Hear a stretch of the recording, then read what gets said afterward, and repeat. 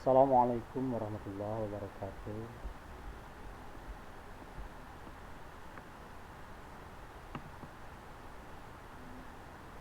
Perkenalkan, nama saya Setiawan. Saya sebagai tenaga pendidik mata pelajaran fikih di MTS Bojongjati, Kabupaten Cianjur, Jawa Barat.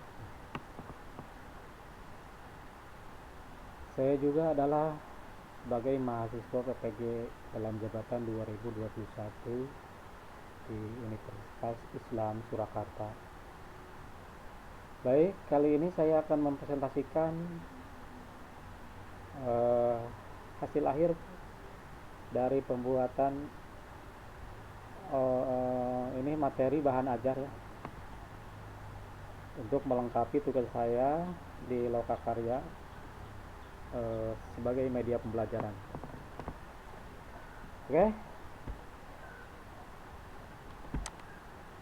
kali ini saya mengambil dari PowerPoint saja. Ini yang diambil dari modul ya. Kebetulan untuk modulnya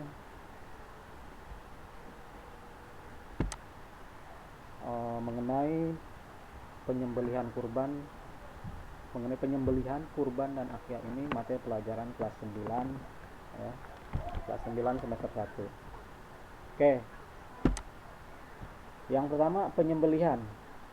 Nah, di dalam penyembelihan ada beberapa pokok materi ya, mulai dari pengertian dan tujuan penyembelihan hewan, kemudian syarat-syarat penyembelihan hewan, adab penyembelihan hewan, kemudian sunah-sunah penyembelihan hewan, dan hal-hal yang dimaksudkan dalam penyembelihan hewan, dan yang terakhir tata cara penyembelihan hewan. Nah, kita bahas yang pertama mengenai pengertian dan tujuan penyembelihan hewan.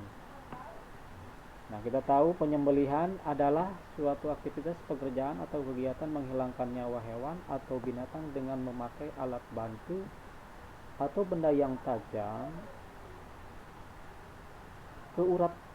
ke arah urat leher, saluran pernapasan dan pencernaan, agar binatang yang disembelih itu menjadi halal dan boleh dimakan sesuai dengan aturan syara. Nah, itu ya, pengertiannya seperti itu ya.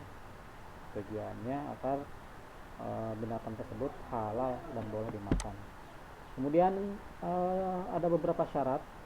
Yang pertama, syarat di dalam penyembelihan itu berhubungan dengan binatang sembelihannya. Nah, binatang yang akan disembelih adalah binatang yang halal.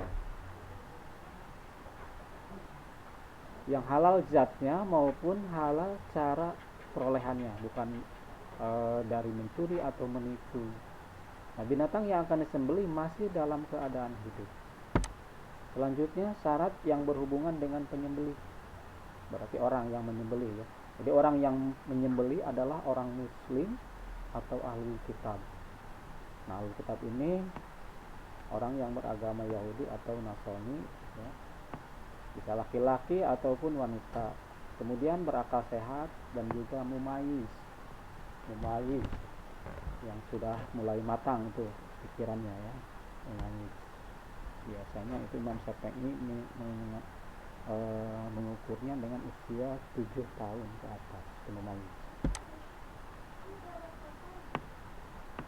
Selanjutnya yang berhubungan dengan niat. Nah, ditinjau dari segi perbedaannya dengan orang musyrik, bahwa orang musyrik dan orang jahiliyah dahulu itu selalu menyebut nama-nama Tuhannya dengan jahiliyah. Nah, kalau orang musyrik berbuat demikian, mengapa orang mukmin tidak menyebutnya?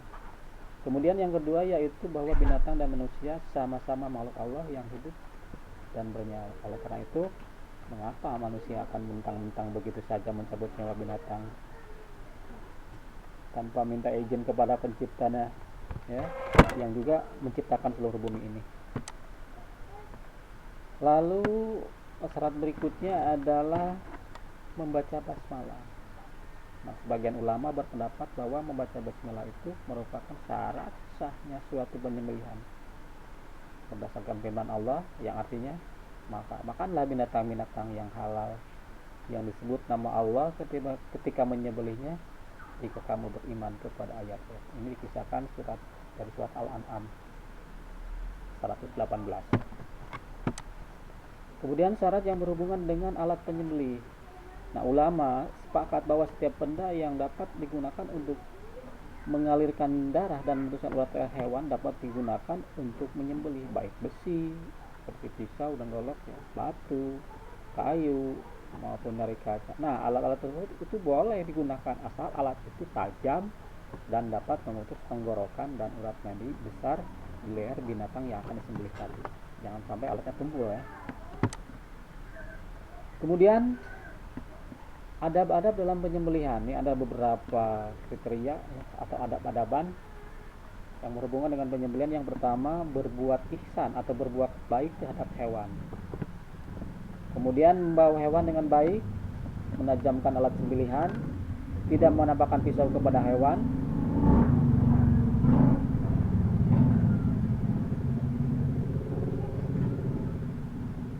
Oke, kita ulang. Adab-adabnya itu berbuat ihsan atau berbuat baik kepada hewan, membawa hewan dengan baik, menajamkan alat sembelihan, tidak menampakkan pisau kepada hewan pada saat mengasah, kemudian memotong urat tempat makanan dan urat tempat keluarnya napasnya, kemudian membaringkan hewan di sisi sebelah kiri, memegang pisau dengan tangan kanan dan menahan kepala hewan untuk memudahkan penyembelihan. Itu adab-adabannya. Kemudian sunnah dalam menyembelih binatang apa saja? Kita lihat ini binatang yang mau disembelih itu harus dihadapkan ke kiblat. Kemudian menyembelih pada bagian pangkal leher binatang, terutama apabila binatangnya berleher panjang. Nah, hal itu dimaksudkan agar pisau tidak mudah menggeser dan urat lehernya serta kerongkongannya cepat putus. Kemudian menggunakan alat yang tajam agar dapat mengurangi kadar sakit. Selanjutnya memotong dua urat yang ada di kiri dan kanan leher agar cepat mati. Kemudian binatang yang disembelih itu digulingkan ke sebelah kiri rusuknya supaya mudah bagi orang yang menyembelihnya.